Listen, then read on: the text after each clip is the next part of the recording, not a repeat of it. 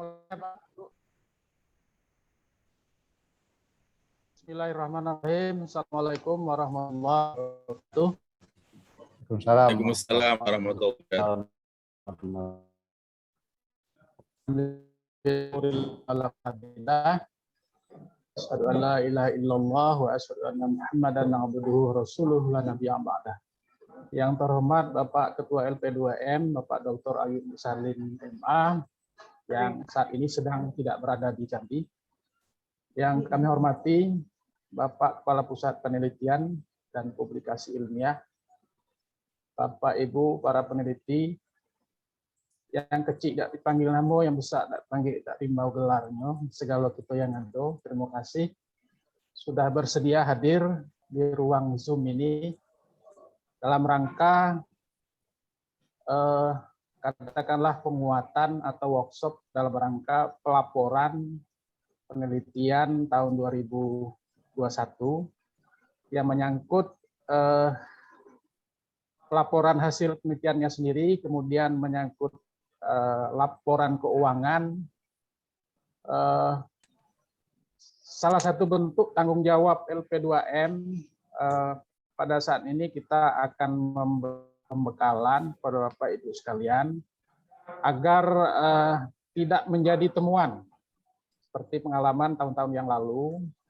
Jadi semuanya clear, LP2M clear, Bapak Ibu sebagai penerima bantuan juga clear, tidak ada masalah di kemudian hari, tidak ada lagi yang mengembalikan uang ke kas negara, dan semuanya beres gitu kan. Gawe selesai, keuangan selesai, dan selesai semuanya. Pada kesempatan ini akan dikasih ada materi dari Kepala Pusat Penelitian terkait dengan teknis pelaporan hasil penelitian, kemudian nanti ada dari unsur SPI, yaitu menyangkut standar pelaporan keuangan. Nanti mungkin ada kawan-kawan dari bagian perencanaan dan keuangan. Baik, sebelum acara ini dimulai, kami mohon kepada Pak Ketua LP2M, Bapak Dr. Ayub Mursalin untuk menyampaikan atau membuka sekaligus kegiatan ini. Pada Pak Ayub kami persilakan. Baik, terima kasih Pak Moderator. Assalamualaikum warahmatullahi wabarakatuh. Assalamualaikum. Innalhamdulillah wa syukurillah ala ni'amillah. Wassalatu wassalamu ala rasulillah amma ba'd. Pertama-tama marilah kita panjatkan puja dan puji syukur kita kepada Allah Subhanahu wa taala yang masih selalu memberikan kesehatan kepada kita semua, sehingga pada kesempatan siang jelang sore hari ini kita bisa bertatap muka, berkumpul di ruang Zoom meeting untuk yang disampaikan oleh Pak Moderator tadi, untuk mungkin workshop atau pelatihan ya dalam rangka penyusunan yang dianggarkan oleh BOPTN anggaran tahun 2021, yang ini adalah merupakan kelanjutan dari penelitian tahun 2020 yang tertunda. Alhamdulillah bisa dilaksanakan pada tahun 2021 ini. Salam dan salam mudah-mudahan tetap tercurahkan kepada junjungan kita Nabi besar Muhammad SAW, yang mudah-mudahan kita semua insya Allah akan mendapatkan syafaatnya di hari kelak nanti. Amin ya rabbal alamin. Bapak Ibu yang saya hormati, ada Bapak Sekretaris, ada Bapak Kapuslit, dan Bapak Ibu Dekan, Wakil Dekan, terus siapa lagi? Banyak yang tidak saya sebutkan satu persatu. Kita ada kesetaraan di sini adalah penerima hibah penelitian tahun 2021 yang insya Allah dalam waktu dekat ini akan mempertanggungjawabkan ya dari kinerja kita dalam melakukan salah satu tridharma perguruan tinggi, yaitu penelitian. Yang saya hormati juga ada sini, ada dari SPI, ada Ibu Hairiani ya, Hairiani Nawawi, dan juga mungkin ada dari keuangan ya, yang untuk akan menyampaikan materi nanti. Dan siapa lagi nih? Ya banyak yang tidak kelihatan nih satu persatu, karena saya melalui HP jadi tidak bisa melihat satu persatu. Ya, saya ucapkan terima kasih kepada Bapak Ibu yang sudah bergabung pada kesempatan pertemuan siang hari ini. Mudah-mudahan pertemuan ini akan memberikan penyamaan persepsi ya di antara kita, para penerima hibah penelitian tahun 2021, agar kekhawatiran yang selama ini kita hadapi, terutama terkait dengan laporan keuangan khususnya ini tidak terulang lagi. Nah, seperti yang terjadi pada tahun 2019 yang lalu ya, yang itu kita terpontang-panting menghadapi temuan dari BPK yang hampir rata-rata itu mengembalikan sebagian malah, mungkin ada yang full, hampir full ya, hampir 80% ada yang mengembalikan itu juga. Mungkin Ibu Heriani yang kemarin ini tidak ada temuan ya, tidak mengembalikan. Jadi makanya pas kebetulan ini ada di SPI, nanti mungkin bisa share ya bagaimana untuk agar bisa menjadi kawan untuk bagaimana membuat laporan yang akuntabel dan maksimal gitu. Dan selain itu juga dalam pertemuan ini tidak hanya sekedar bagaimana membuat laporan keuangan, tapi juga ada tuntutan kita ya untuk kemudian bagaimana dari profil itu memiliki standar layak atau standar minimal ya, untuk itu bisa diterima oleh publik. Untuk membacanya juga nanti mungkin ada pembuatan draft laporan dari untuk artikel. Nah, itu juga bagaimana nanti mungkin Mas Abid nanti bisa menyampaikan hal itu juga kalau menurut saya. Nah, salah satu output dari laporan penelitian ini adalah salah satunya adalah draft artikel. Nah, yang nanti mudah-mudahan bisa menjadi outcome-nya yaitu terbit di salah satu jurnal yang sudah ditentukan di dalam perjanjian penelitian antara LP2M dengan para peneliti.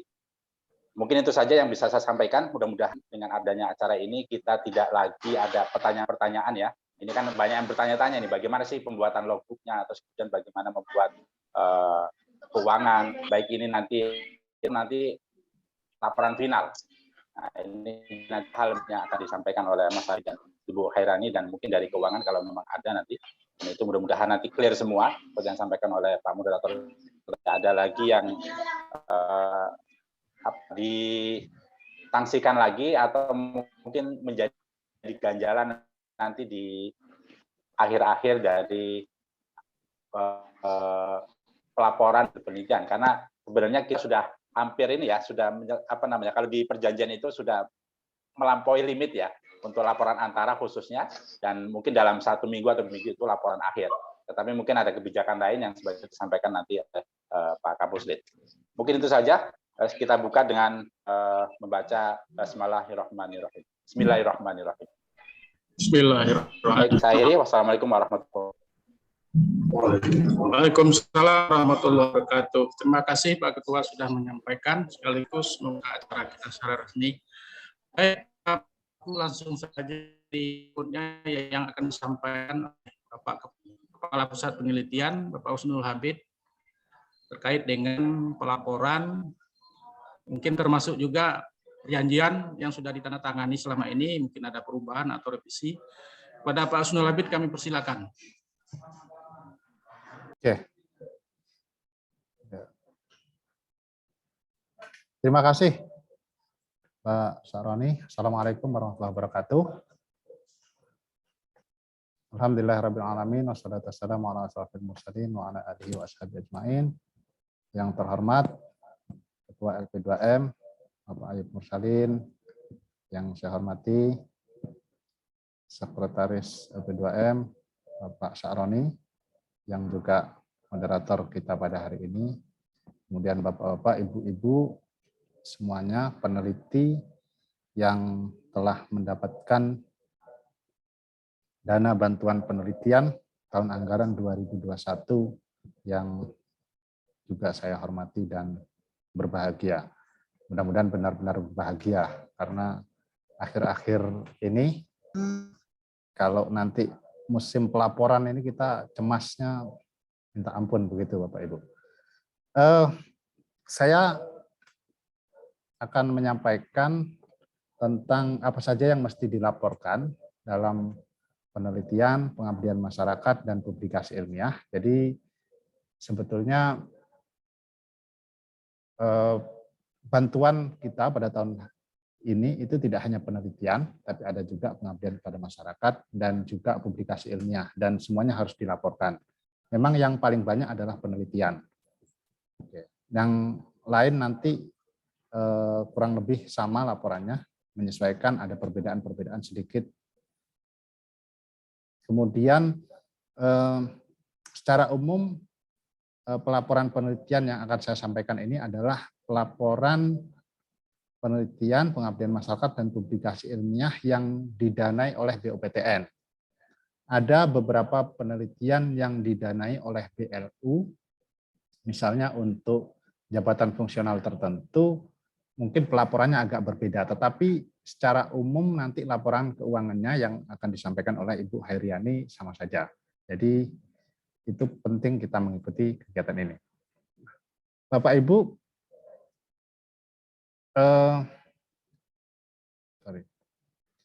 ada 2 jenis laporan untuk untuk penelitian, publikasi ilmiah, dan pengabdian kepada masyarakat. Yang pertama adalah laporan antara. Laporan antara ini deadline-nya 31 Oktober 2021. Jadi kalau nggak salah itu hari Minggu Minggu. Nggak salah ya. Kemudian yang kedua laporan akhir atau final report itu pada 30 November 2021. Itu kurang lebih sebulan kemudian. Sebetulnya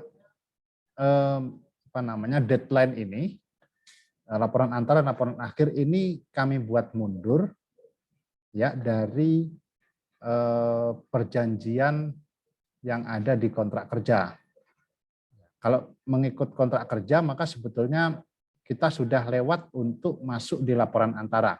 Tetapi kemarin setelah deadline laporan antara, kami melakukan pengecekan di Litap Dimas dan semuanya, untuk mengatakan nyaris semuanya, sebagian besar itu tidak sesuai dengan kontrak kerja. Makanya kemudian nanti karena waktunya kita mundurkan, begitu deadline-nya kita ubah menjadi 31 Oktober, kami akan meminta Bapak Ibu peneliti yang mendapat bantuan BOPTN untuk menandatangani pasal tambahan agar proses penelitian kita ini tidak menjadi temuan. Gitu. Itu hal yang penting juga disampaikan. Nah, jadi secara umum ada 2 laporan, nanti kita kupas satu persatu apa saja laporan itu. Kalau 2 laporan ini untuk penelitian BOPTN, untuk penelitian JFT itu menyesuaikan kontrak, agak berbeda, dan juga untuk penelitian penugasan yang diberikan kepada pimpinan itu juga berbeda, sedikit berbeda. Tapi umumnya laporan keuangannya sama.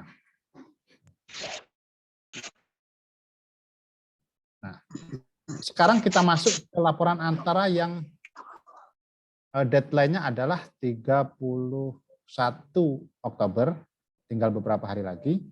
Yang pertama, laporan antara itu ada beberapa laporan isinya. Yang pertama laporan kemajuan atau progress report. Kemudian kedua, laporan kegiatan atau catatan harian, logbook. Ya, logbook sampai proses penelitian terakhir. Kemudian yang ketiga, laporan penggunaan anggaran atau laporan keuangan. Ya, ini dari dana yang sudah diterima atau yang sudah cair pada tahap pertama. Kemudian yang keempat, surat pernyataan tanggung jawab. Jadi nanti suratnya, draftnya sudah kami sampaikan di grup WA. Oke. Jadi ada 4 laporan ini Bapak Ibu yang harus ada di laporan antara.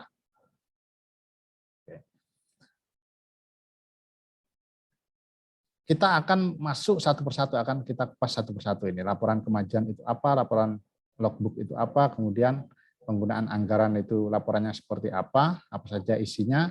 Nanti secara khusus memang akan disampaikan Ibu Hairiani dari SPI. Kemudian pernyataan tanggung jawab itu seperti apa. Oke. Laporan kemajuan. Ya.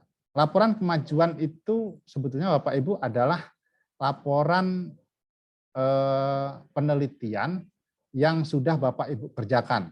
Nah, misalnya Bapak Ibu kalau mengerjakan kurang lebih 5 bab atau 6 bab untuk penelitian, ya paling tidak laporkanlah sampai bab 2 atau bab 3. Jangan kemudian hanya sama dengan proposal yang sebelumnya yang hanya bab 1.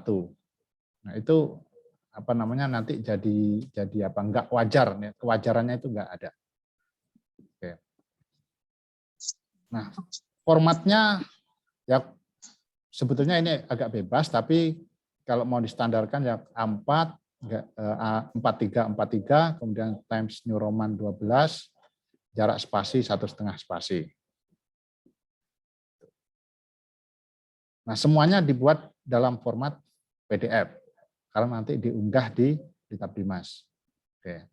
Nah, kemudian yang kedua, laporan kegiatan harian atau logbook itu kira-kira isinya begini. Yang pertama nomor 1, kemudian tanggal. Jadi apa saja kegiatan penelitian Bapak Ibu dibuat catatan harian seperti ini. Nah, tanggal 1 Juni misalnya melakukan revisi proposal menyesuaikan dengan pengumpulan data yang mungkin dilakukan pada masa pandemi. Nah, tempat ya bisa di rumah atau di kampus misalnya. Tanggal 4 Juni melakukan wawancara dengan siapa disampaikan, tempatnya di desa A, B, di mana. Tanggal 6 Juni apalagi yang dilakukan dan seterusnya. Tapi logbook ini Bapak Ibu juga harus sesuai dengan laporan keuangan. Jangan kemudian nanti misalnya tanggal 4 Juni saya melakukan wawancara dengan 2 kepala desa di desa A dan B di Kabupaten Batanghari. Nah, di laporan keuangan kita kasih apa namanya surat tugas dan surat perjalanan kita ke desa A dan B di Kabupaten Batanghari yang tanggalnya berbeda. Nah, ini kan jadi potensi apa mengherankan pemeriksa nanti. Gitu. Jadi harus sesuai. Jangan kemudian menjadi potensi yang lain. Bapak Ibu, logbook ini bisa diunggah secara langsung di Littabdimas. Nanti di akhir kita lihat cara mengunggahnya di Littabdimas. Tapi ada beberapa orang yang melaporkan ke saya bahwa logbooknya nggak bisa dibuka. Misalnya. Jadi kalau nggak bisa dibuka ya tetap dibuat dengan cara seperti ini, lalu disimpan nanti dijadikan satu di laporan penelitian saja. Yang jelas ini harus ada Bapak Ibu. Oke. Kemudian laporan penggunaan anggaran. Laporan penggunaan anggaran ini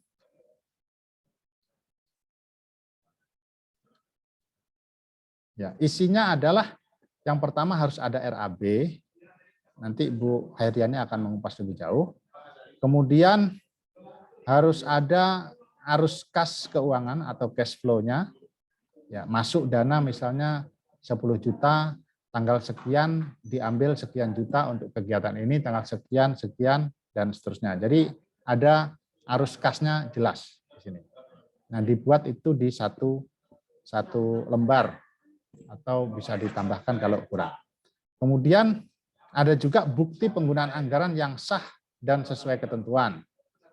Ya, misalnya bukti perjalanan, bukti belanja, bukti pembayaran, honor dan lain-lain. Mungkin ada bukti apa namanya pengeluaran anggaran yang sah karena kita memang kita keluarkan, tapi kalau tidak sesuai ketentuan itu akan jadi temuan. Misalnya pembantu lapangan hanya boleh dibayar per hari 85.000. Kita keluarkan misalnya 150.000. Itu kan akan jadi temuan. Jadi bukti penggunaan anggaran itu selain sah juga harus sesuai ketentuan. Oke. Yang keempat, oh ya, 3 itu intinya laporan penggunaan anggaran. Nah, semuanya dibuat dalam format PDF, bukti penggunaan anggaran di-scan, bukti asli disimpan untuk nanti Bapak Ibu gunakan sebagai laporan akhir. Nah, sementara selanjutnya adalah surat pernyataan tanggung jawab. Nah, jadi Bapak Ibu sebagai peneliti atau dalam pengabdian masyarakat, lalu juga di publikasi. Nanti diminta menandatangani surat pernyataan tanggung jawab. Isinya menyatakan dengan sesungguhnya bahwa saya bertanggung jawab penuh atas pelaporan keuangan kegiatan penelitian atau pengabdian kepada masyarakat atau publikasi ilmiah. Nanti yang tidak sesuai disesuaikan. Yang saya sampaikan sebesar sebutkan dananya, kemudian ditulis bilangannya, gitu. Kemudian apabila di kemudian hari terdapat temuan atas kekeliruan dan atau kelebihan bayar dari laporan keuangan tersebut, saya bersedia menanggung segala risiko yang terjadi dan siap mempertanggungjawabkannya di depan pemeriksa internal dan eksternal, serta bersedia melakukan pengembalian atas temuan tersebut ke kas negara. Dan ini nanti harus ditandatangani Bapak Ibu di atas materai. Nah, karena menggunakan materai, materainya bisa dilaporkan biaya materai di laporan keuangan. Itu Bapak Ibu. Oke. Lalu unggah laporan antaranya di mana? Nah, unggah laporan antara itu di Litapdimas. Nah, file PDF laporan antara itu diunggah di menu laporan. Nanti kita lihat di prakteknya di laporan. Kemudian isi laporan kegiatan harian logbook ada di menu logbook. Kemudian file PDF surat pernyataan tanggung jawab plus laporan penggunaan anggaran diunggah di menu laporan keuangan. Oke. Itu Bapak Ibu untuk laporan antara. Jadi laporan antara itu sekali lagi terdiri atas 4 ini. Laporan kemajuan, progress report, kemudian laporan kegiatan atau catatan harian logbook, kemudian laporan penggunaan anggaran atau laporan keuangan, dan terakhir surat pernyataan tanggung jawab. Jadi semuanya harus diunggah di Litapdimas. Ini untuk penelitian yang BUPTN. Untuk yang JFT menyesuaikan Bapak Ibu. Oke.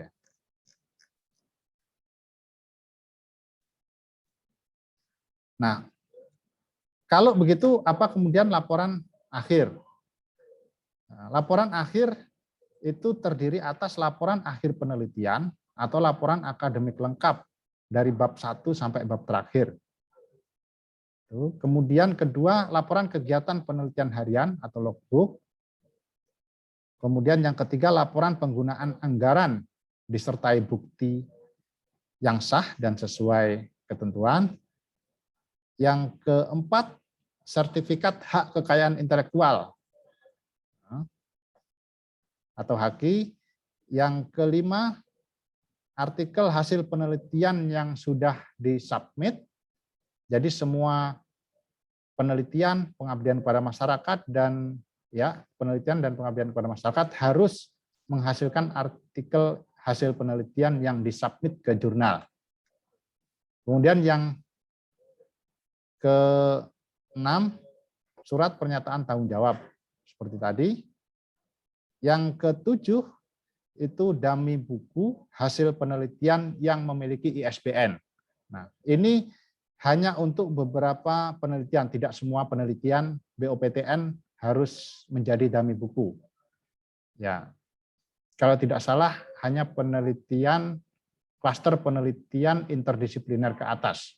Sementara klaster penelitian pengembangan kapasitas, kemudian klaster program studi itu tidak ada syarat untuk dummy buku. Jadi semuanya harus ada Bapak Ibu untuk laporan. Oke. Nah, kita lihat untuk artikel ini Bapak Ibu. Untuk artikel hasil penelitian yang pertama harus sudah disubmit ke jurnal. Ya, harus ke jurnal ilmiah atau minimal harus submit di Morabes.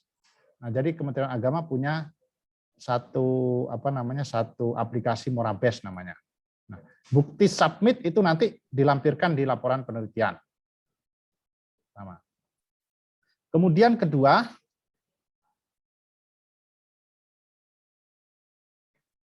akreditasi jurnal yang menjadi tempat Bapak Ibu submit harus sesuai klaster Ya, minimal harus sesuai klaster. Misalnya pembinaan kapasitas dan pengembangan prodi itu minimal Sinta 6. Minimal Sinta 6. Jadi kalau Bapak Ibu submit di Bapak Ibu meneliti di pembinaan kapasitas lalu submit di jurnal Scopus nggak masalah. Tapi kalau submit di jurnal yang tidak terakreditasi Sinta itu masalah, Bapak Ibu. Jadi kalau disubmit di jurnal yang lebih tinggi, akreditasinya nggak apa-apa. Lebih bagus Bapak Ibu. Nah, interdisipliner itu di Sinta 2 dan 3, minimalnya Sinta 3, pengembangan perguruan tinggi dan kajian strategis nasional Sinta 1 atau minimal Sinta 2, kemudian pengembangan nasional dan kolaborasi antar perguruan tinggi itu di jurnal terindeks internasional bereputasi atau Scopus Thomson Reuters gitu. Jadi jurnalnya atau artikelnya harus disubmit di jurnal ini Bapak Ibu.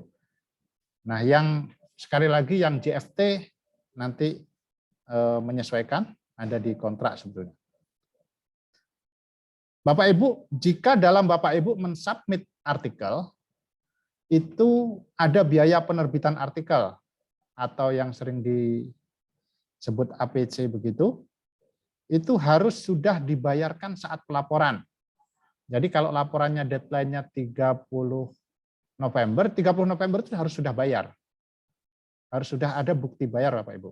Nah, selain itu ketentuan resmi bahwa submit di situ harus ada biaya atau APC begitu, dan kwitansi Bapak Ibu atau transfer Bapak Ibu ke sana itu dimasukkan dalam laporan keuangan. Jadi ketentuan resminya harus juga dimasukkan.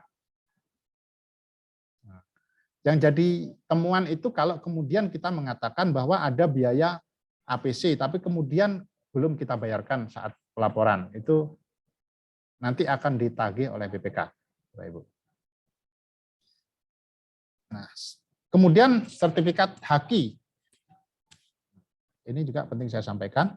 HAKI, jadi semua penelitian, pengabdian, publikasi, baik itu penelitian yang dibiayai BOPTN, atau penelitian untuk jabatan fungsional tertentu, atau penelitian penugasan, itu semuanya harus didaftarkan atau dicatatkan sebagai hak kekayaan intelektual. Nah, mayoritas itu karena laporan akhir itu 30 November, jadi sebelum 30 November. Gitu. Terutama untuk yang BOPTN. Kemudian HAKI yang dicatatkan itu minimal 1. Tapi kalau Bapak Ibu bisa membuat HAKI yang lebih dari 1 ya nggak apa-apa. Ya, semuanya bisa dilaporkan di pengeluaran Bapak Ibu. Misalnya 1 HKI untuk laporan penelitian, 1 HKI untuk artikel, 1 HKI untuk buku, dummy buku yang diterbitkan. Semuanya mau dibikinkan HKI karena uangnya masih berlebih ya boleh-boleh saja Bapak Ibu. Dipersilahkan. Tapi yang jelas syaratnya minimal 1. Kemudian jenis permohonan HKI adalah jenis permohonan dari lembaga pendidikan, bukan umum. Nah, dengan demikian Bapak Ibu itu di pengajuan HKI nanti itu Bapak Ibu merupakan pencipta. Sementara pemegang hak cipta karena penelitian atau pengabdian Bapak Ibu dibiayai oleh UIN, pemegang hak ciptanya adalah UIN Sultan Taha Saifuddin Jambi. Nah, jenis HKI yang begini adalah merupakan HKI dari lembaga pendidikan. Nah, HKI jenis ini biayanya lebih murah, separuh dari HKI umum, hanya Rp200.000. Jadi kalau Bapak Ibu membuat anggaran lebih dari 400.000 misalnya atau 400.000 bisa diubah menjadi 200.000 saja Bapak Ibu. Karena HKI lembaga pendidikan adalah 200.000. Oke. Nah, nanti Bapak Ibu pengurusannya silahkan dikirimkan ke LP2M secara masing-masing, dan nanti LP2M akan mengurus langsung kurang lebih pada tanggal 14 sampai 21 November 2021. Gitu. Nah, jadi masuk nanti syarat-syaratnya apa nanti akan ada pengumuman lebih lanjut. Oke, Bapak Ibu, ini untuk HKI. Nah, kemudian sertifikat HKI yang sudah keluar setelah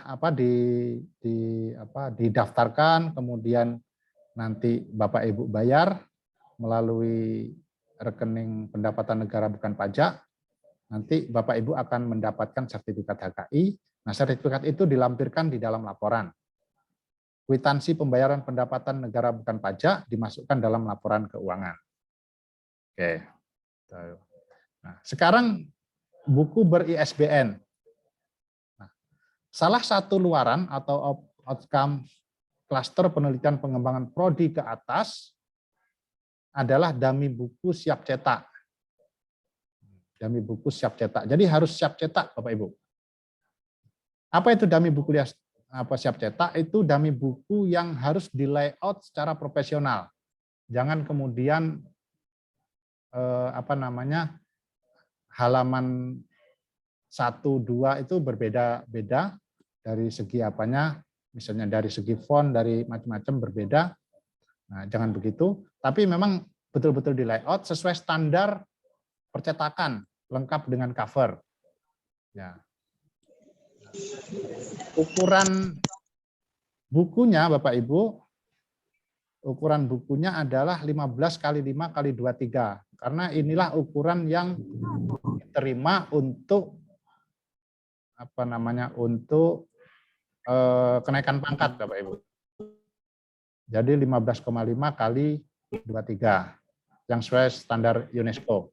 Nah, tebal minimal 40 halaman dan memiliki ISBN. Jadi semua klaster penelitian pengembangan prodi ke atas itu harus juga laporannya ada ini, Bapak Ibu.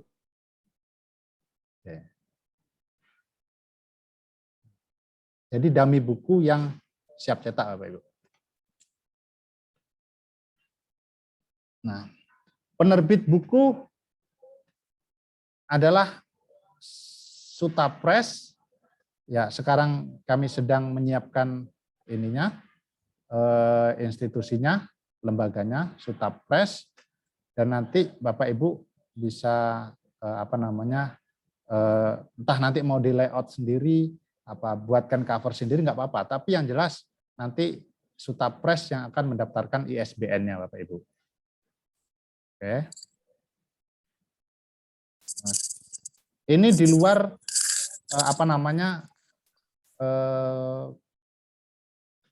untuk yang resmi publikasi ilmiah semacam Pak Agus Salim, Pak Sayuti, atau Pak Jalaluddin itu ada ketentuan tersendiri. Nah, biaya pembuatan layout, cover, dan lain-lain itu bisa juga dimasukkan dalam laporan keuangan Bapak Ibu. Gitu. Nah, unggah laporannya di mana? Nah, unggah laporannya di sini, Bapak Ibu. Ini nanti saya share ke Bapak Ibu semua. Artikel yang sudah terbit di mana, logbooknya di mana, kemudian PDF artikel di mana, laporan keuangan dan seterusnya. Ini untuk laporan akhir, Bapak Ibu. Nah, begitu Bapak Ibu. Dummy buku itu juga harus diunggah juga dalam bentuk PDF. Oke. Jadi intinya begitu Bapak Ibu, laporan antara dan laporan akhir penelitian yang harus Bapak Ibu penuhi. Laporan antara deadline-nya 31 Oktober, sementara laporan akhir itu akhir November. Nah, sekarang kita lihat di menu Litapdimas sebentar. Kita akan praktek sebentar. Akan lihat sebentar.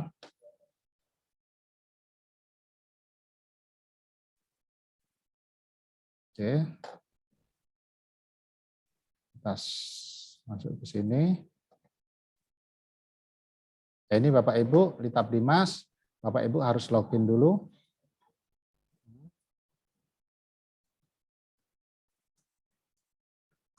Oke. Lupa password. Enggak, ingat Pak. Oh, ini login saya sebagai admin, Bapak Ibu.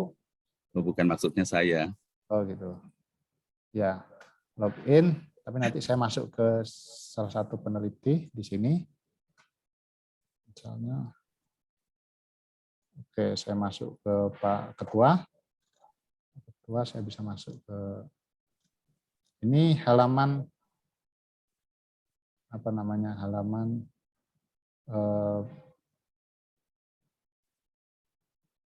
ini mindah ini gimana ini caranya?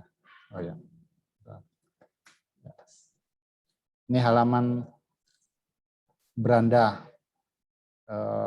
Litap Dimas Bapak Ibu. Nah, nanti kita klik peneliti, lalu kita proposal, lalu ini misalnya punya Pak Ketua, diklik, lihat proposal ini, lalu kemudian di situ akan ketemu halaman begini Bapak Ibu. Nah, Bapak Ibu kalau mau melaporkan logbook, tinggal klik ini buat laporan logbook, lalu bisa ditambah ini tanggal berapa, tempatnya di mana, Bapak Ibu bikin kegiatan apa, nah kasih deskripsinya seperti apa. Oke. Gitu, Pak Ibu. Nanti kalau ada hasilnya, ya nggak usah diupload, ya nggak apa-apa hasilnya, file itu. Oke. Jadi bisa ditambahkan setiap satu kegiatan satu. Itu Bapak Ibu ya. Ini kalau logbook. Kalau luaran ini apa aja yang harus dilaporkan di sini? Ini untuk laporan akhir, ya, laporan lengkapnya bisa dipilih filenya di sini. Kemudian misalnya begini, setelah dipilih baru klik ini. Klik ini. Kemudian draft artikel yang sudah sudah disubmit itu dilaporkan di sini juga. Pilih, kemudian klik yang ini. Nah, lalu menu laporan dan keuangan. Untuk laporan antara diunggahnya di sini. Laporan antara. Kemudian laporan keuangan sementara di sini. Laporan antara. Ini sementara untuk laporan akhir juga ada di sini. Laporan akademiknya di sini, laporan keuangannya juga di sini. Oke. Kemudian kalau artikel Bapak Ibu nanti setelah terbit atau tidak, misalnya tidak tahun ini, tapi misalnya setelah terbit mungkin agak lama karena ada masanya itu 2 atau 3 tahun itu dari perjanjian, Bapak Ibu upload di sini. Di jurnal apa, linknya apa nanti, URL-nya. Nah, sementara untuk buku, Bapak Ibu draft buku tadi juga ditambahkan di sini. Yang dummy buku yang untuk penelitian yang berapa tadi. Nah, ISBN-nya harus ada Bapak Ibu. Oke, saya masukkan di situ. Begitu Bapak Ibu. Itu laporan yang harus Bapak Ibu penuhi di sisa waktu sebelum akhir tahun. Untuk pertanyaan-pertanyaan nanti saja setelah dari Bu Heriani, saya kembalikan ke Pak Syaroni. Silakan Pak. Terima kasih. Baik, terima kasih Pak Husnul Abid. Bapak Ibu sekalian, berikutnya kita akan mendengar penjelasan dari Bu Khairiani Yamawi terkait dengan pelaporan keuangan. Nanti setelah itu mungkin kita ada dialog. Kami persilakan kepada Bu Khairiani. Baik, terima kasih Bapak Moderator. Bismillahirrahmanirrahim. Assalamualaikum warahmatullahi wabarakatuh. Waalaikumsalam. Warahmatullahi wabarakatuh. Yang terhormat Bapak Ketua LP2M, Bapak Dr. Aib Mursalin, Bapak Sekretaris LP2M, Bapak Kasmardin sebagai perwakilan dari bagian perencanaan dan keuangan, Bapak Kepala Pusat Penelitian, Bapak Ibu dosen senior, Bapak Ibu dosen penerima bantuan penelitian BOPTN yang kami banggakan. Baik, sebelumnya saya Khairiani mengucapkan terima kasih kepada LP2M atas kepercayaannya kepada kami untuk menjadi salah satu narasumber dalam acara kegiatan LP2M ini. Menarik sekali kita sharing bagaimana cara pelaporan, tadi yang sudah dijelaskan oleh Pak Abid laporan penelitiannya, strukturnya. Kemudian dalam hal ini kita akan membahas bagaimana pelaporan dari sisi keuangannya. Nah, jadi dalam hal ini saya Hoiriani lebih kepada sharing saja Bapak Ibu sebagai peneliti yang laporan penelitiannya pernah dinobatkan oleh BPK pada saat itu dengan temuan Rp0, alhamdulillah. Jadi pada saat itu penelitiannya untuk tahun anggaran 2019, tapi berdasarkan pengecekan BPK turun kalau tidak salah Februari atau Maret 2020. Seperti itu. Jadi pada saat itu mungkin izin Yani share screen. Ya benar apa yang sudah dijelaskan oleh Pak Abid. Jadi urutannya mungkin sudah kelihatan Bapak Ibu ya. Sudah. Ya, Kelihatan. langkah. Ya, terima kasih. Jadi langkah apa yang harus kita lakukan dalam melengkapi laporan keuangan untuk penelitian kita? Yang pertama RAB, rencana anggaran biaya. Jadi sebesar berapa jumlah besaran anggaran yang kita untuk klaster kita pada saat itu, yakni mengambil klaster yang paling dasar, PPK, peningkatan kapasitas, dan ini pada saat itu jujur ya ini juga nggak tahu bagaimana susunan RAB yang baik dan benar. Namun alhamdulillah ternyata BPK mengeceknya berdasarkan nominal, ya nominal, volumenya, harga satuan, dan ini harus sesuai dengan SBM. SBM di tahun anggaran berapa kita mendapatkan bantuan tersebut pada saat itu tahun anggaran 2019. Nah berdasarkan SBM yang mana?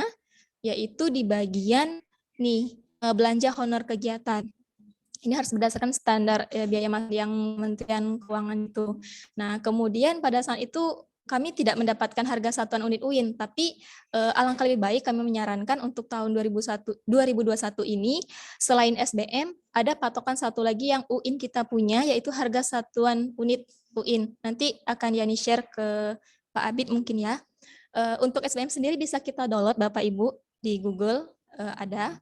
Kemudian untuk yang belanja bahan seperti ini kita sesuaikan saja dengan bukti transaksi. Jadi apapun semua bukti-buktinya mau Rp1 pun harus kita buktikan mana notanya. Dan yang kedua selain nota yang dari tokonya atau dari rumah makan mungkin kita ada FGD, ada konsumsi, kita juga harus melampirkan format ada nanti yang bagus seperti ini. Nah, mungkin kita kembali ke awal tadi. Jadi dulu ya ini pelaporannya seperti ini RAB-nya.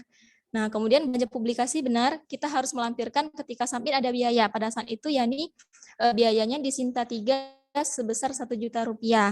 Alhamdulillah dapat suratnya waktu itu dari jurnalnya, kemudian ya ini masukkan dan bukti transfernya juga, HKI-nya juga. Bahkan pajak pada saat itu yang dimasukkan karena waktu itu kan 12 juta, yang kita terima bersih kan bukan 12 juta, jadi kemana yang potongannya, maka di sini yang dilampirkan juga. Nah, karena sekarang kebetulan Yani diamanahkan di SPI, jadi izin share bentuk RAB, ya lebih kurang yang memenuhi syarat lah kira-kira yang ini. Apa sudah kelihatan Bapak Ibu? Jadi bentuk yang tadi, ya ini convert menjadi seperti ini. Jadi jurnal RAB, kemudian judul penelitian kita, unit kerja, kegiatannya, menurut kami ini dimasukkan saja jenis klaster penelitian kita. Subkegiatan judul penelitian, ini tahun anggarannya disesuaikan dengan pada saat penelitian Yani kemarin, ada belanja bahan dan ada honor output kegiatan. Jadi kemarin ya ini datanya data sekunder. Nah, di sini kita masukkan semua serinci mungkin. Jadi kalau yang tadi ATK-nya bentuk satu paket gitu atau 2 paket lolos ya begitu. Tapi kalau untuk tahun sekarang alangkah lebih baiknya kita rincikan saja Bapak Ibu. Walaupun pada kenyataannya ya ini kemarin secara RAB-nya itu gelondongan, ya ini buat saja 1 paket. Tapi di pelaporannya tetap dirincikan di bagian notanya, nota dari tempat fotokopiannya. Nah, di sini ada pena, pensil, dan lain-lain, materainya dirincikan sketrik, tinta, flash disk, kemudian ini juga konsumsi dijelaskan pada saat itu ada kewajiban. Yang tidak, kami kurang paham ya, tidak tahu kalau tahun ini apakah harus wajib FGD atau tidak. Jadi pada saat itu kami diwajibkan ada FGD, walaupun penelitiannya klaster penelitian kapasitas, klaster yang paling bawah. Nah, kemudian di sini ada publikasi, kita masukkan HKI juga pada saat itu biayanya 400.000, kemudian pajak. Pajak karena untuk golongan 3 5%, mungkin kita sama-sama tahu, kemudian kalau untuk golongan 4 itu 15%. Ada tahap 1, ada tahap 2, yang dirincikan. Nah, buktinya nanti seperti apa? Ada bukti screenshot kita menerima transferan itu, karena nominalnya kan tidak full 100%, seperti itu. Nah, kemudian di sini honor output kegiatan inilah yang berdasarkan SBM. Ada sekretariat peneliti, ada pengolah data. Jadi di sini kalau tidak salah ada mendapat kabar kalau pengolah data kemarin banyak yang mendapat temuan, asumsinya adalah per orang. Nah, padahal di SBM adalah garis miringnya itu satuannya atau volumenya itu per penelitian. Jadi mau misalkan penelitian kita ini menggunakan pengolah datanya 5 orang, tapi tetap bayarnya harus gelondongan per penelitian Rp1.540.000. Dan ini nanti ditotalkan 12 juta. Nanti ini kami share juga. Kemudian kita balik lagi ke laporan keuangan yang tadi. Nah, seperti yang sudah dijelaskan oleh Pak Abid, selain kita membuat RAB, kita juga harus membuat cash flow atau arus kasnya. Nah, jadi dalam hal ini sederhana saja, Bapak Ibu, tidak sulit. Nomor urut, tanggalnya harus sesuai dengan nomor bukti kita, bukti nota-nota yang kita kumpulkan, kemudian uraiannya pembayarannya untuk apa, kemudian jumlahnya. Di sini nanti kita jumlahkan saja seluruh pengeluaran kita kurangi dengan jumlah bantuan yang kita terima. Pada saat itu ada selisih Rp100. Nah, setelah arus kasnya selesai, kita lampirkan ya nota-notanya. Nah, harus by bukti walaupun Rp100. Nah, di sini ada beberapa tahap waktu itu, yakni ada tahap karena di RAB tahap pengumpulan, kemudian tahap pelaporan, jadi tanggalnya beda-beda. Yang pertama tanggal 16 Mei ini harus ada capnya, bahkan ada materinya juga. Nah, inilah bukti yang secara resmi waktu itu Yani dapat format yang begini juga H-2 sebelum mau ngantarin laporan di Desember 2019. Waktu itu ini juga susulan karena tahu ternyata ada pelengkapnya. Jadi ketar-ketir juga menyiapkannya pada saat itu.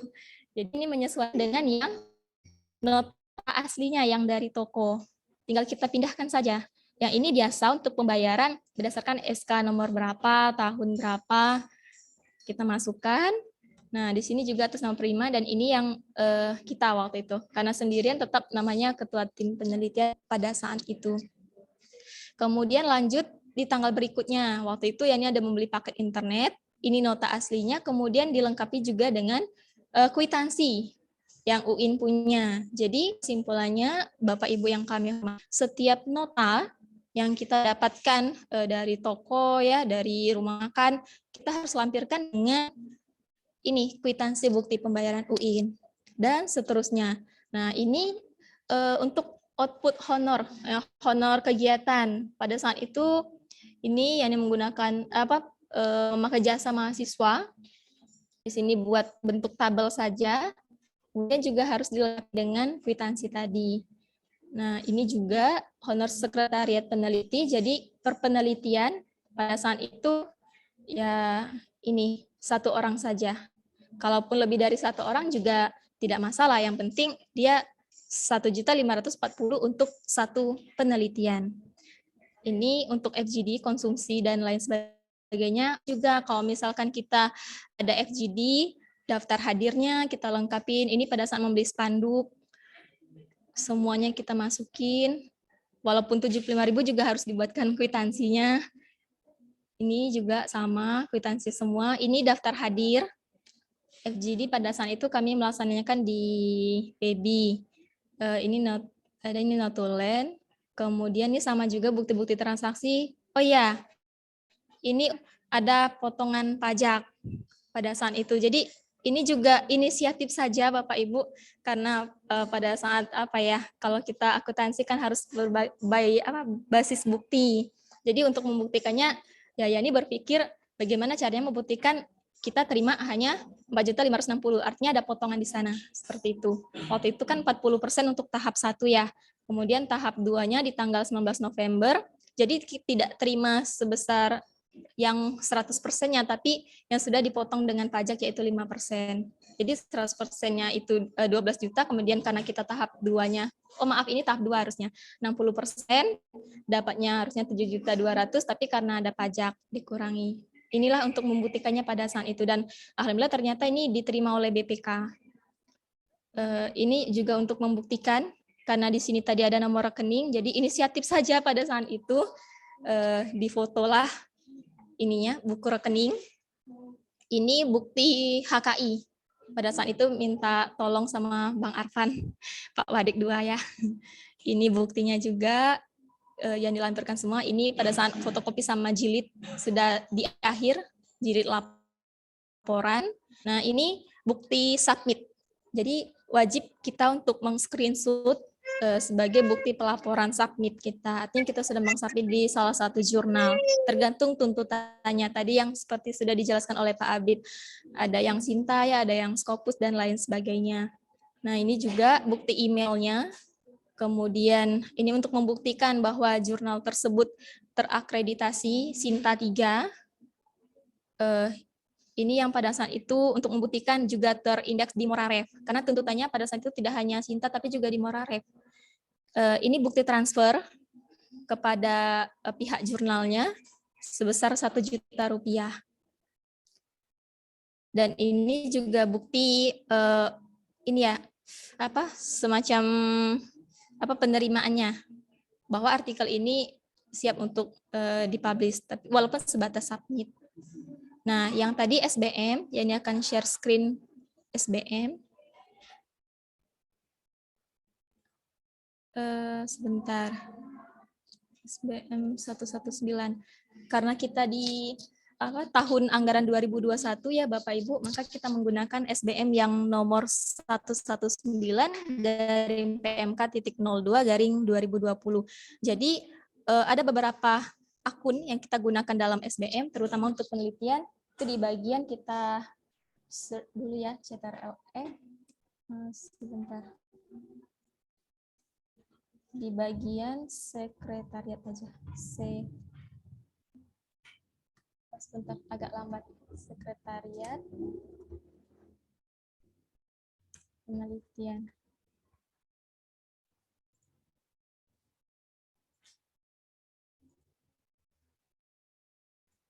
Peneliti. Nggak ada. Peneliti.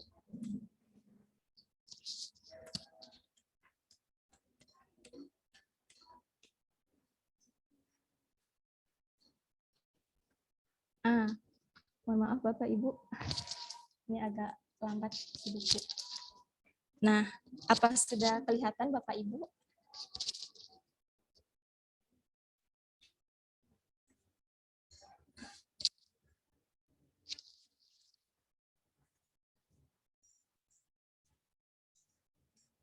Ya, di sini kita bisa melihat terkait dengan honorarium tadi Bapak Ibu ya. Jadi ada beberapa jenis. Kebetulan saja pada saat Yani melaporkan penelitian kemarin hanya 2 akun saja yang digunakan, tergantung kebutuhan kita. Nah, di sini untuk yang pertama, pembantu peneliti, _perekayasa. Nah, jadi dalam hal ini jangan pernah kita membuat nama akunnya itu tidak sesuai dengan SBM. Walaupun pada kenyataannya tujuan kita sama. Kita ingin ada asisten peneliti, asisten kita selaku peneliti yang kita gunakan jasanya. Namun karena tidak match, hal itulah yang membuat menjadi temuan. Nah, BPK sangat saklek dengan penamaan akun ini, Bapak Ibu. Jadi kalau misalkan kita pembantu peneliti, misalkan katakanlah mahasiswa, kita gunakan jasanya, maka namanya harus benar-benar pembantu peneliti _perekayasa, seperti itu. Di sini OJ, oh ya juga satuannya harus kita perhatikan, OJK, OB, OR, atau yang bentuk gelondongan seperti tadi, per penelitian. Nah, jadi kalau untuk pembantu peneliti, satuannya OJ, orang per jam. Berapa jamkah kita gunakan jasanya, maka sebesar itulah yang harus kita bayarkan. Nah, di sini OJ-nya per orang per jamnya itu 25.000. Nah, kita kalikanlah berapa jam untuk di laporan kita. Nah, kemudian yang kedua, koordinator peneliti, garis miring perekayasa. Ini satuannya OB. OB maksudnya orang per bulan. Jadi jasanya dibayar per satu orang per bulannya itu 420.000. Ini adalah batasan maksimal. Artinya kalau misalkan kita selaku peneliti menganggarkannya, oh buat 400.000 saja, mungkin kita bisa alihkan ke yang lain. Boleh, asal tidak melewati angka yang ada di SBM. Nah, kemudian sekretariat peneliti, di sini juga satuannya OB, konsepnya sama, Bapak Ibu, 300.000 ini adalah batas maksimalnya. Nah, pengolah data, nah di sini yang kemarin ya, mungkin ada beberapa yang menjadi temuan. Jadi di sini per penelitian, bukan per orang, seperti itu. Jadi per penelitiannya 1.540.000. Boleh tidak kita pas-pasan? Sangat boleh, asal jangan lebih. Kemudian petugas survei, OR maksudnya orang per responden, itu 8.000 pembantu lapangan. Ini konsep bagaimana kita melihat dalam SBM, seperti itu. Nah, kemudian untuk harga satuan unit, ada juga, karena dapatnya itu juga sejak kerja di SPI sebenarnya. Kalau dulu nggak ada pakai harga satuan unit di tahun 2019. Izin share screen. Kenal ya?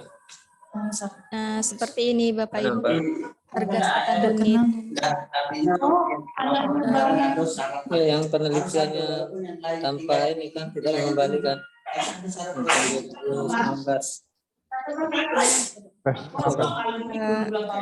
Halo. Ini laporan keuangan penelitian. Halo, Pak Arifullah bisa di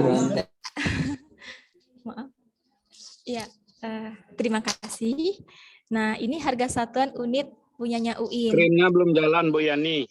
Oh, belum. Maaf. Belum ya, Pak? Mana tadi? Lampiran harga satu. Your screen is pause. Oh, nggak jalan ya? Di sini katanya pause. Ya, nggak jalan. Oh, Nggak kelihatan. maaf, Pak. Oh, mungkin karena bukanya 2. Sebentar. Terlalu banyak file yang dibuka. Izin apa sudah terlihat? Nah, terlihat. Ya, terima kasih. Nah, ini satuan harga unit UIN. Jadi, alangkah lebih baiknya juga yang belanja bahan tadi kita sesuaikan. Jadi, ketika misalkan BPK ngecek, oh kita selain berdasarkan SBM, kita juga berdasarkan harga satuan unit loh, seperti itu. Nah, di sini ada banyak, tinggal kita sesuaikan. Konsepnya sama, Bapak Ibu. Harga satuan yang dimaksud di sini adalah batas maksimal. Jadi, kalau lewat dari sini, itu nggak bisa, ya, nggak boleh. Harus maksimalnya segini, atau kurang boleh. Nah, ini banyak ada kertas HPS dan lain sebagainya. Kemudian, ini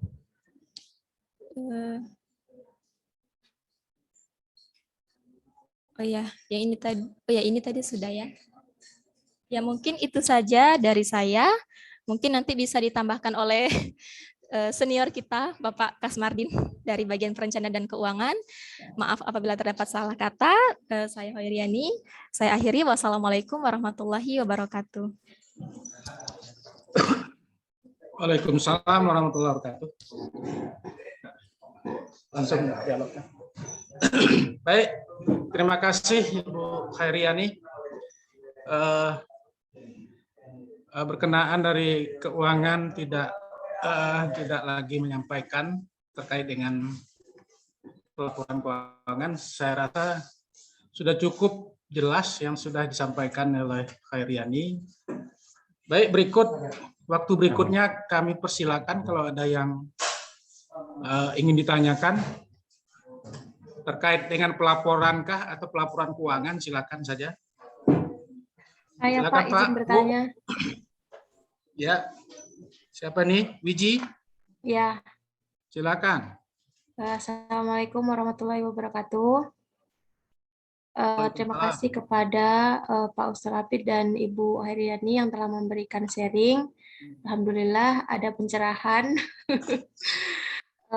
mungkin saya mau bertanya kepada Pak Abid dulu. Yang pertama adalah jika artikel itu saya di dalamnya itu ada nama mahasiswa, karena saya juga mengajak kolaborasi mahasiswa, apakah itu akan menjadi masalah atau tidak ketika saya submit, mungkin nama kedua dan nama ketiga mungkin mahasiswa.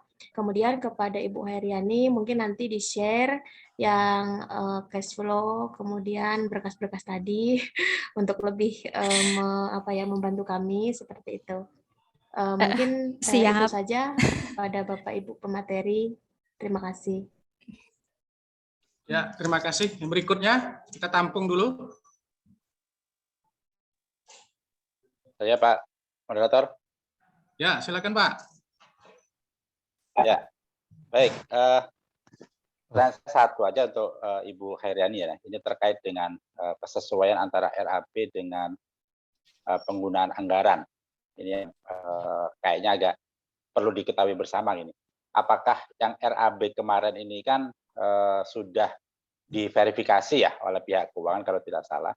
Jadi kalau seandainya tadi Bu Hairiani memaparkan terkait dengan cash flow tadi itu, di kesesuaian antara pengeluaran dengan bukti-buktinya, apakah berarti kemudian RAB yang sudah ditentukan di awal itu fleksibel ya, kita rubah berarti gitu ya, sesuai dengan penggunaan realnya. Nah, itu yang pertama. Masih terkait dengan hal itu juga. Yang kedua, ini kan kemarin kita di tahap pertama kan baru mendapatkan 60% ya, kalau tidak salah 60%. Nah, ini kan kita sudah mau mengakhiri tahap penelitian di bulan-bulan akhir. Apakah itu harus sesuai dengan anggaran yang sudah kita peroleh atau boleh melebihi ketika sudah melewati bulan Oktober akhir ini? Artinya kita dapat pokoknya kalau saya kemarin itu kalau tidak salah 35 jutaan ya. Nah, itu terus kemudian ternyata pengeluaran selama sekian bulan ini kurang lebih 4 bulan atau 5 bulan ya dari bulan Mei itu ternyata sudah melampaui. Nah, ini kemarin saya ngitung-ngitung kan, ini apakah diperbolehkan atau tidak melampaui dari 35 juta itu. Nah, itu. Mungkin dua itu saja. Terima kasih. Ya, terima kasih. Langsung saja ditanggapi dulu Pak Husnul Abid dan Bu Hairiani, supaya jangan lupa nanti. Oke. Nanti kita tambah lagi waktunya. Ya. Yang artikel ada nama orang lain, ya tidak ada ketentuan, jadi boleh saja Bapak Ibu misalnya mengajak kolaborasi dengan orang lain, tidak hanya dengan mahasiswa, dengan orang lain, tapi ya sewajarnya lah, misalnya kita sebagai yang mendapatkan penelitian sebagai penulis artikel pertama, dengan kemudian orang lain. Dan artikel juga sesuai dengan penelitian kita. Itu. Kemudian yang ya itu saja kayaknya untuk saya, Pak Saroni. Berikutnya untuk Bu Hairiani ini. Baik, terima kasih Bapak Moderator. Mohon maaf, Dek, suaranya dikecilin. Oh ya, makasih. Karena sambil di kelas blended, mohon maaf. Ya, untuk dari tadi Kak Wijia, permintaannya ya siap Yani sharing, mungkin lewat Pak Husnul Abid kali ya, karena nanti bisa di-share ya Pak Husnul Abid ke grup penelitiannya. Nah, kemudian tadi pertanyaan dari Pak Ketua, apakah boleh RAB-nya dirubah? Karena cash flow dan notanya tadi maksudnya nggak sesuai lagi sama RAB ya Pak ya? Izin? Kita menggunakan yang real ya, yang real ya. Penggunaan real ya. Terus itu kan ternyata kadang kemarin pokoknya saya menganggarkan ke Sorolangun itu sekian-sekian, tapi ternyata secara pelaksanaannya ternyata ada yang berkurang pokoknya, atau mungkin ada yang lebih. Apakah boleh dirubah gitu, disesuaikan dengan pengeluaran yang realnya itu? Ya, izin Pak, tadi RAB-nya sudah diverifikasi sama bagian perencanaan ya Pak ya? Ya, verifikasinya itu kan kemarin cuma sekedar untuk itu tidak melebihi dari SBM yang ada. Izin Pak, RAB-nya? Ya, verifikasinya kemarin itu kalau tidak salah itu ya cuma ini aja untuk menentukan biar tidak melebihi SBM. Seperti maunya tadi honor untuk pembantu lapangan ya cuma 25.000 per jam ya. Nah itu kemarin kan saya ada salah tuh lebih dari itu. Nah, mungkin salah penyebutan nama gitu kan. Akhirnya saya menggunakan yang 80.000. Mungkin salah penyebutan antara uraian kegiatannya ataupun orangnya sama dengan nominalnya itu. Akhirnya kan dirubah. Nah, terus kemudian sekarang untuk di realnya itu seperti pesawat maunya. Kemarin kita menganggarkan PP gitu ya. PP maunya dari Jambi ke Jakarta atau kemana itu 3 juta maunya PP. Tapi ternyata di realnya itu cuma 2,5 juta maunya atau 2 juta gitu. Nah, itu apakah berarti nanti di RAB yang akan kita upload di akhir itu disesuaikan dengan pengeluaran real itu atau bagaimana? Kalau tidak real kan takutnya nanti malah justru kita mengembalikan karena kebanyakan. Iya Pak, jadi pada intinya kalau misalkan pengeluaran kita melebihi dari RAB, nggak masalah. Yang bahaya adalah, yang jadi masalah adalah ketika yang kita keluarkan kurang dari RAB, artinya kita balikin ke kas negara. Nah, namun karena RAB-nya sudah diverifikasi atau direview ya oleh bagian perencanaan, kalau menurut kami sebaiknya kita sesuaikan dengan RAB yang sudah dicek tersebut, Pak. Karena khawatirnya kalau kita berdasarkan nota-nota saja, oh ternyata ini melebihi SBM. Seperti itu. Takutnya nanti balikin lagi ke kas negara. Kita yang menyesuaikan RAB. Kalau enggak, RAB kemarin kan cuma untuk batas maksimal ya. Tapi artinya ini pengeluaran ini kan di bawah SBM. Seperti punya pesawat tadi, maunya real cost-nya itu cuma 2,5 juta, di RAB kita 3 juta. Nah, apakah nanti RAB ini kan nggak tahu, apakah ini mungkin nanti di bagian keuangan ya, apakah yang kita ajukan kemarin itu udah fix atau masih bisa berubah di akhir itu? Itu yang perlu masih pertanyaan itu. Artinya kita nanti di RAB yang akan kita upload di akhir laporan akhir itu atau di laporan antara itu 2,5 juta saja gitu, tidak 3 juta. Jadi dikurangi. Nah, tapi nanti tetap di akhir itu nominalnya yang penting itu sesuai dengan penerimaan kita, maunya 70 juta berarti 70 juta. Dikurangi dengan pajak. Kalau untuk cari amannya, nanti Mas Habib bisa ini juga. Ya. Saya bantu kalau RAB itu silahkan diubah sesuai pengeluaran real, Bapak Ibu. Tapi yang untuk yang untuk semacam honor-honor itu ya disesuaikan lagi dengan dengan SPM ya. SPM-nya. Ya, dengan SPM. Ya, izin Pak. Mungkin kalau terkait belanja bahan yang model-model ATK itu kan masih bisa kita robah ya. Karena berdasarkan nota. Tapi ya memang kalau terkait yang pengolah data, peneliti, apalagi tiket pesawat, ya memang harus sesuai SBM. Tapi kalau misalnya kejadiannya tadi SBM-nya misalkan tiketnya RAB tiket pesawatnya 3 juta, sementara nota aslinya 2,5, kita susah juga kalau mau kita bilang pengeluaran kita 3 juta karena buktinya sudah mengatakan 2,5 juta, mungkin inisiatifnya 500.000-nya kita katakanlah kita ada tambahan beli ATK seperti itu. Ya enggak. Lebih mudah kita mengubah yang belanja bahan sepertinya Pak. Iya. Oke. Iya. Oke, cukup. Terima kasih. Cukup. Sama-sama. Masih ada lagi Bapak Ibu yang perlu ditanyakan? Izin nanya Pak. Ya, silakan Bu Padaria. Assalamualaikum warahmatullahi wabarakatuh. Waalaikumsalam warahmatullahi wabarakatuh. Bapak Ketua, Bapak Kapuslit, Bapak Sekretaris. Selanjutnya begini, ini yang mau tanyakan. Saya itu kan penelitiannya di luar kota. Nah, untuk transportasi ke sana itu tidak ada. Jadi kami ambil inisiatif sewa mobil. Itu bagaimana? Bisa tidak? Terima kasih. Rental gitu ya. Rental mobil. Ya. Iya. Izin bertanya. Ya, silakan siapa lagi? Saya Adia Rahman. Silakan Pak Adia Rahman. Ya, ini musim pandemi dari Juli sampai awal September kan nggak bisa bergerak. Nah, terus ini udah cukup lah beberapa. Tapi kan ada biaya tambahan untuk perjalanan, misal pesawat ke Pulau Jawa itu kan harus ada PCR yang nilainya cukup besar. Nah, ini di penganggaran kita di RAB kan nggak ada. Nah, ini gimana solusinya? Apa bisa diakui atau tidak? Terima kasih. Ya. Silakan langsung saja Khairiani ya mungkin. Masih mute. Ya, baik, terima kasih atas pertanyaannya Bapak Ibu. Izin menjawab tadi pertanyaan terlebih dahulu dari Ibu Badaria terkait dengan sewa Ibu ya. Ya, sangat boleh sewa kendaraan. Jadi sudah ada di SBM, Ibu, ketentuannya ini ada tujuan kita, provinsi di sini maksudnya provinsi tujuan Bapak Ibu. Jadi di sini sudah ada misalkan roda 4 berapa, bus berapa, biasanya roda 4 kita ya. Nah, namun dalam hal ini, kalau seandainya mungkin bisa saja kita tidak sewa atau rental mobil, tapi ada kendaraan dinas, misalnya. Nah, kalau kendaraan dinas ya dia tidak boleh ada biaya transport karena ya dia milik negara kendaraannya. Tapi kalau sewa kendaraan tadi sudah boleh berdasarkan SBM, tapi tidak ada include uang minyak karena di situ sudah yang dimaksud di SBM di sini sudah include biaya minyak dan lain sebagainya. Seperti itu. Sopir juga termasuk di situ. Iya, intinya dia sewa. Tergantung berdasarkan SBM tadi tujuannya kita mau kemana.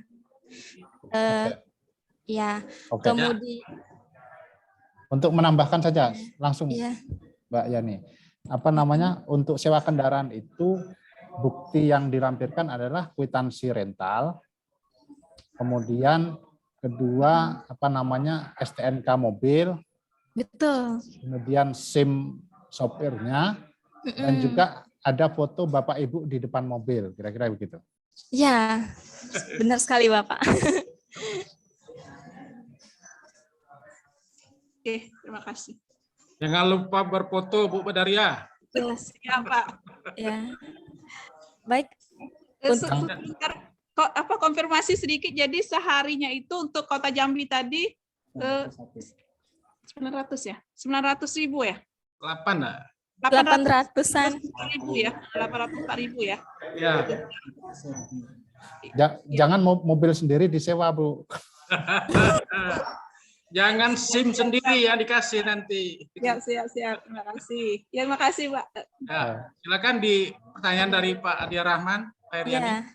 Baik, terima kasih Bapak Sekretaris. Kalau pertanyaan dari Pak Adia Rahman, menurut kami bisa, karena jatuhnya belanja bahan. Contoh, kalau yang laporan Yani tadi kan belanja bahannya paket internet. Paket internet tidak ada di SBM. Nah, kalau ini PCR yang penting ada buktinya. Selagi kita bisa membuktikan, oh kita beneran PCR seharga 495.000 misalnya. Bisa saja, Pak. Oke. Kalau maaf ini kesimpulannya itu, apapun yang mau dibeli semuanya boleh walaupun nggak ada SBM, asalkan bisa dibuktikan. Bukan gitu logikanya?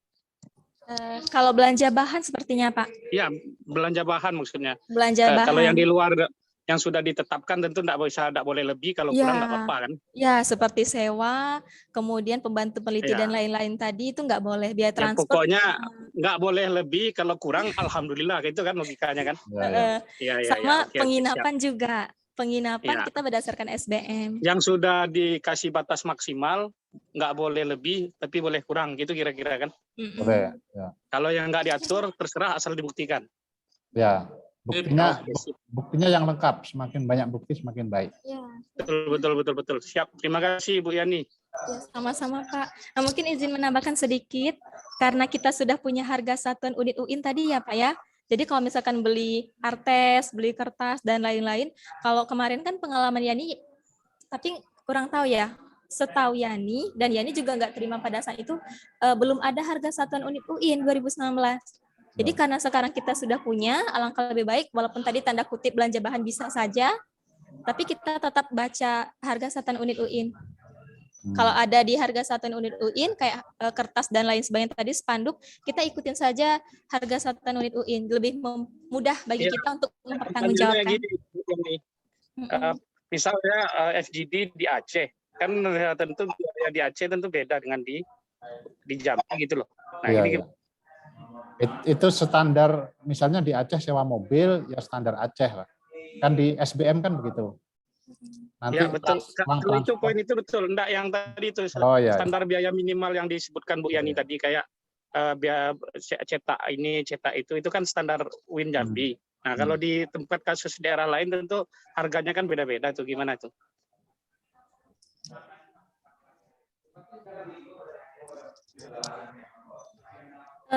Mohon maaf Pak, ini standarnya untuk UIN kita. Jadi pelaporan kita dianggap memang kalau misalkan ada terkait cetak, ya kita ngikutin standarnya UIN. Oke, siap. Ya.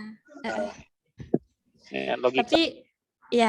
Tapi mohon dikonfirmasi juga ke bagian perencanaan. Bagian perencanaan ya mungkin lebih senior ya. Satu lagi Bu Haryani. Ya siap Pak. Ya ini mungkin ada banyak pertanyaan ya terkait dengan masalah pengurangan pajak ini atau pengambilan pajak. Karena kan di awal kita sudah dipotong pajak sekian persen ya bagi beda-beda ya, tergantung golongan 3 atau golongan 4. Kalau golongan 4 lebih besar tentunya. Nah, terus kemudian ada juga yang menanyakan atau ada informasi gitu dari pihak keuangan, ketika kita melakukan FGD, ketika kita mengeluarkan anggaran untuk transportasi dan juga honor, bukan honor ya, uang harian ya, kalau tidak salah uang harian untuk peserta maunya, itu juga masih dikenakan pajak. Itu bagaimana itu? Apakah emang seperti itu atau sudah include di potongan pajak di awal itu? Itu mungkin yang perlu dijelaskan itu karena banyak yang bertanya seperti itu. Saya kurang paham terkait dengan itu. Terima kasih. Izin Pak, kalau terkait pajak yang ada kegiatan uang apa Pak? Transport ya? Uang harian ya? Uang harian peserta kami juga belum menerima informasi tersebut. Mohon maaf. Mungkin bisa langsung bagian perencanaan yang menjawab. Mungkin ada Pak Kasmardin bisa ini. Biar bisa clear di depan teman-teman ya, karena banyak yang agak komplain juga sih dalam tanda petik ya. Ini kan sudah dipotong di awal, di pajak itu sudah dipotong di awal semuanya secara global. Tapi ternyata di pelaksanaan kegiatan seperti FGD yang kita berkonsekuensi membayar orang yang datang, ternyata masih kenakan pajak juga pasal apa? PPh 21 ya. Betul, PPh 21. Nah, itu yang kemudian jadi banyak komplain itu. Terima kasih. Atau gini Pak, bisa membantu. Atau gini Pak Ketua, kayaknya Pak Kasmardin kan ada di Zoom kita ini. Kalau bisa Pak Kasmardin konfirmasi atau menjelaskan, silakan Pak Kasmardin. Halo Pak Kasmardin, masih? Ya Pak. Ya. Sudah dengar tadi Pak ada pertanyaan dari Pak? Sudah ya. Nah, silakan Pak kalau bisa dijelaskan. Agak bising sedikit tadi Pak Kasmardin karena di depan gedung baru. Ya. Oh gitu ya.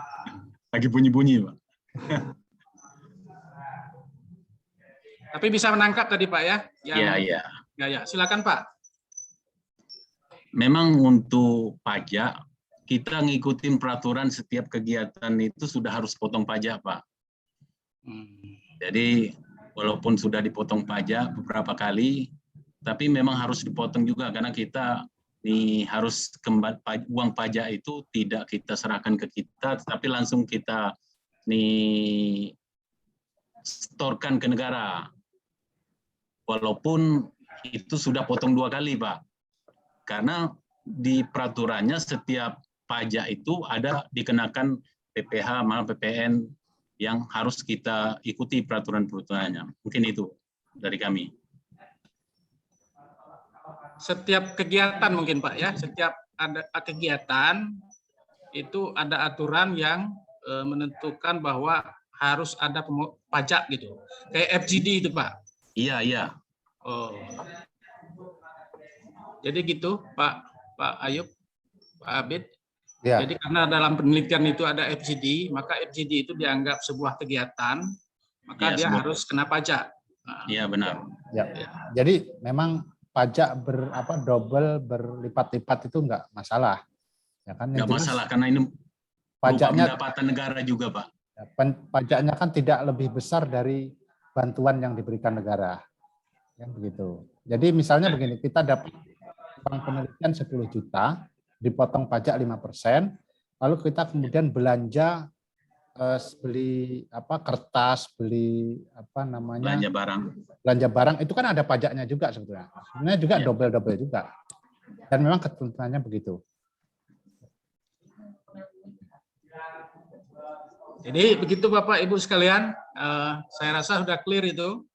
Kalau misalnya ada kegiatan ada seperti FGD, maka itu dikenakan pajak juga. Tambah dikit, nanya dikit lagi Pak sama Ibu Hairani. Ya, silakan siapa nih? Badaria. Ya, Batas Badaria. pemakaian materai 10.000 itu berapa? Karena sekarang kan nggak kita temukan lagi materai 6.000, 3.000 gitu. Makasih. Ya, silakan Bu Karyani. Ya, baik. Terima kasih Ibu atas pertanyaannya. Kalau materi 10.000, sebentar ya, ini cek di harga satuan unit UIN. Sudah ada belum ya? Karena yang 10.000 biasanya 11.000 ya. Karena yang 6.000 dulu 7.000, 3.000, 4.000. Maksudnya? Atau mungkin bisa kalau misalkan saat belum Kalau ada di harga satu unit UI. Kalau di toko 12,5, tapi kalau di kantor pos tetap 10.000. Misalnya kita pengeluaran kita di atas 1 juta materainya berapa, di bawah 1 juta materainya berapa, karena materai 3.000 dan materai 6.000 itu kalau kita beli dia mesti beli 6.000 tambah 3.000 kan begitu. Nah, pengeluaran yang berapa, nominal berapa yang kita menggunakan materai itu saya. Terima kasih.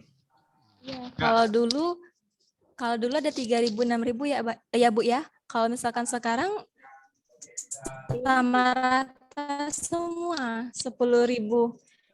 Ya, di sini sudah ya dicek harga satuan unit UIN. Seandainya pun kita beli materai tersebut dengan harga unit UIN punya 10.000 adalah 11.000. Jadi tetap kita melaporkannya harus yang 11.000.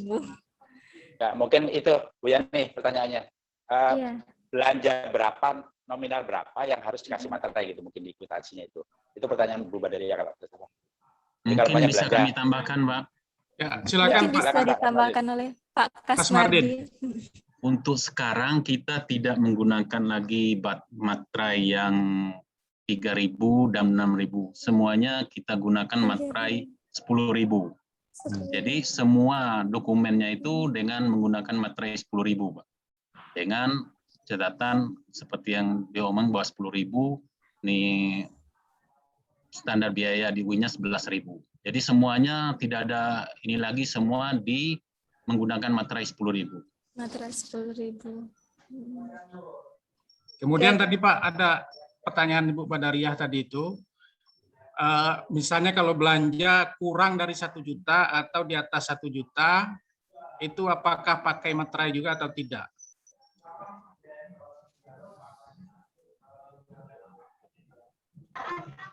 Untuk belanja itu 5 juta ke atas, Pak, yang pakai materai.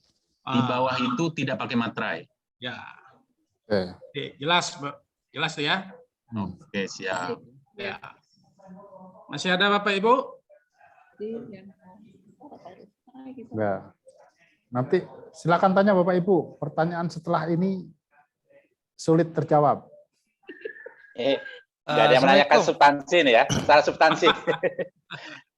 Substansi mungkin itu ada batas minimal halaman ya, Abid ya. Itu mungkin perlu dikasih informasi juga itu. Nanti itu kita buatkan panduan Pak, lagi disusun ya. Yang bikin stres itu laporan keuangan, bukan substansi. Izin. Pak Moderator. Ya, silakan. Saya mau konfirmasi lagi kepada bagian keuangan Pak Kasmardin. Tadi kan memang disebut di atas 5 juta itu menggunakan materai. Nah, mengingat di tahun lalu misalkan ada beberapa informasi dari bagian keuangan khususnya di bendahara LP2M waktu tahun lalu misalkan, memang tahun lalu kan belum ada materai 10.000. Nah, tahun lalu itu kan kalau nggak salah itu belanja ataupun pengeluaran keuangan kita yang 1 juta ke atas menggunakan materai 6.000. Belanja ataupun pengeluaran yang di bawah 1 juta itu menggunakan 3.000. Nah, sedangkan tadi Pak Kasmardin mengatakan belanja atau pengeluaran di atas 5 juta berarti itu yang menggunakan materai 10.000. Pertanyaan saya seperti ini, kan di dalam pengeluaran kita itu kan banyak menggunakan misalkan belanja misalkan 1 juta ke atas. Saya pikir itu nggak ada pengeluaran itu di atas 5 juta per kegiatan ataupun perbayaran gitu. Halo Najib, masih mati Jib? Bukan 5 juta. Halo. Halo.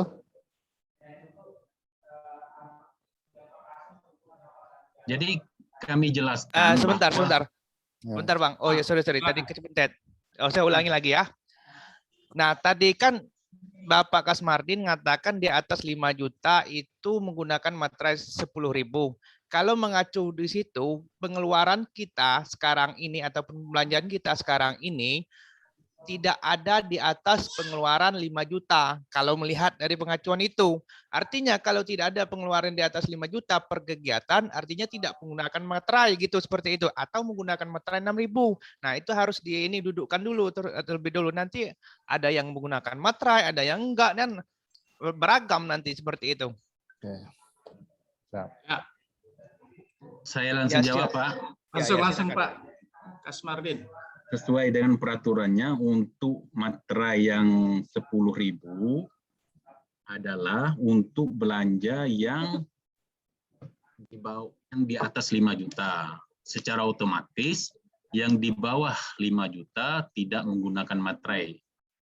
Jadi supaya karena kita nggak mungkin bikin 6.000, 3.000 nggak ada lagi. 3.000, 4.000 tidak ada lagi materainya. Dan kita tetap ikutin prosedur, di atas 5 juta pakai materai 10.000, di bawah 5 juta tidak usah pakai materai. Siap. Oke. Jelas. Sip. Clear. Sip. Nah, Nah. kalau seperti oke, sebentar Bang. Kalau seperti itu kan jelas artinya kan tadinya tidak ada simpang siur ini. Nah, nanti takutnya misalkan setelah kita laporan pengeluaran kita di atas 3 juta lah misalkan, ada beli tiket lah ke Makassar misalkan seperti itu dia 3 juta. Terus diminta lagi sama materai dan sebagainya. Kalau di sini kan sudah jelas artinya untuk pembelian materai itu nihil. Kalau di pelaporan, kalau dilihat dari itu kan di atas 5 juta. Seperti itu. Terima kasih. Assalamualaikum warahmatullahi wabarakatuh. Ya, materai tetap beli untuk buat surat pertanggungjawaban peneliti. Revisi. Ya. Itu beda Bang ya, itu kan Ya. satu ada dua. Harus tetap beli maksudnya. Ya maksud ya soalnya gini Bang, saya sudah menganggarkan untuk beli materai itu sekitar 5 juta 500 atau 600 sudah saya hitung itu soalnya. Nanti untuk ngopi lagi. Nah, dagang materai itu namanya itu. Iya, soalnya sudah saya hitung tuh Pak Sekretaris, pengeluaran 3 sejuta ke atas pakai ini udah hitung itu. Wah, ini udah 600-an lebih nih. Oke, makasih ya. Nah, clear. Ya. Masih ada Bapak Ibu?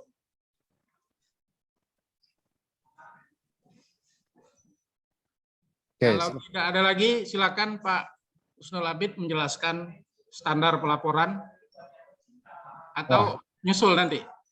Standar pelaporan apa ini yang per klaster beda-beda, jadi nanti menyusul saja Pak. Oh, nyusul ya. Masuk jumlah halaman.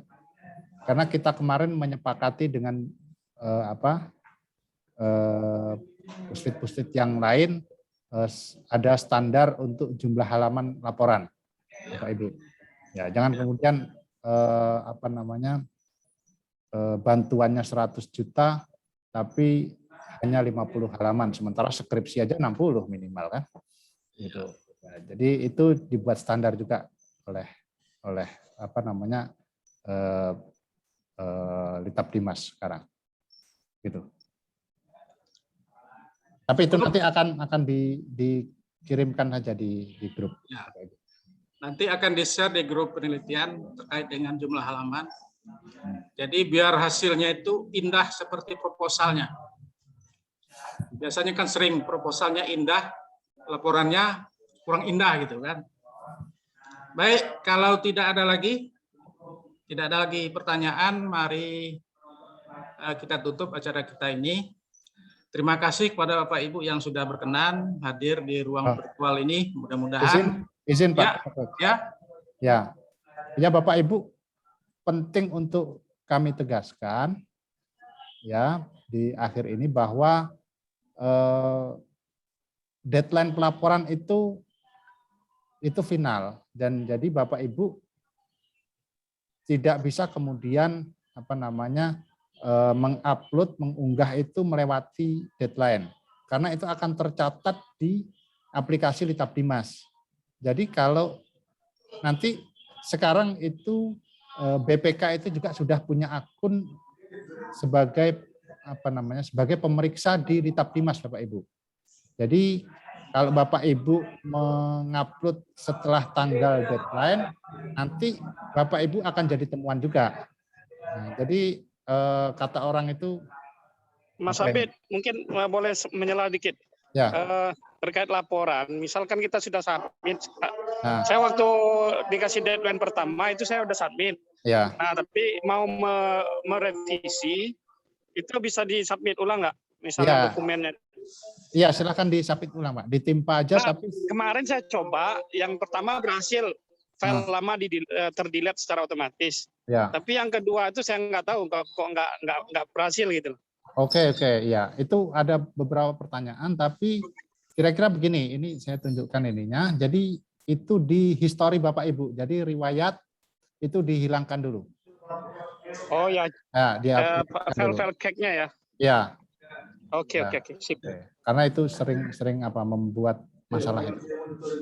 Oke, jadi Bapak Ibu, karena jejak digital itu tanggalnya jelas, jadi Bapak Ibu harus deadline itu dipatuhi. Kalau enggak, ya kami lurus-lurus saja. Kalau enggak sesuai dengan itu, ya kita lapor bahwa Bapak ini belum upload sampai tanggal sekian, begitu. Ya, karena kalau mereka meriksa juga akan ketemu Bapak Ibu. Terima kasih. Ya, terima kasih penjelasan tambahan dari Pak Abid. Karena tidak ada pertanyaan lagi, khusus untuk peneliti jabatan fungsional tertentu, nanti kalau ada hal-hal yang kurang atau belum jelas, bisa langsung ke LP2M, seperti Pak Murjoko dan kawan-kawan. Ya. Terima kasih sudah hadir. Mari kita tutup kegiatan kita sore ini dengan membaca hamdalah. Alhamdulillah. Terima kasih kepada Khairiyadi, Pak Kasmardin yang sudah berkenan hadir sore ini. Terima kasih. Assalamualaikum warahmatullahi wabarakatuh. Waalaikumsalam warahmatullahi wabarakatuh. Terima kasih Bu Heriani. Siap, sama-sama Pak. Ya. Terima kasih Bapak Ibu. Ya. Pak Ketua, Pak Sekretaris. Kalau laporan sudah ini nerima konsultasi ya. Dikumpulkan, kalau sudah dikumpulkan kami bawa ke SPI. Ya, di-share tuh Bu Yani ya. Izin Pak. Udah masuk ke saya, nanti saya share. Ya, izin Pak. Kalau SPI tugasnya tidak mereview laporan individu penelitian. Gitu. Ya, karena dari tahun ke tahun ini merupakan tugas di bagian perencanaan, Pak. Namun untuk hari ini kita sekedar sharing ya, Pak ya. Kami juga makasih bisa dikasih kesempatan sharing pengalaman. Itu saja sih, Pak. Makasih. Oh ya. Makasih, Bapak. Terima kasih. Bu Yani tadi kayaknya belum jawab deh pertanyaan saya satu ya kemarin. Pengeluarannya melebihi dari itu nggak apa-apa ya? Laporan antara ini, Mas Abid? Nggak apa-apa itu. Ya kalau bisa yang honor itu dikeluarkan belakangan aja, Mas. Oh gitu. Iya, apalagi untuk pembantu peneliti pembantu lapangan itu nanti aja ya. Yang penting yang belanja bahan yang real dikeluarkan dulu itu dulu. Ya. Ya.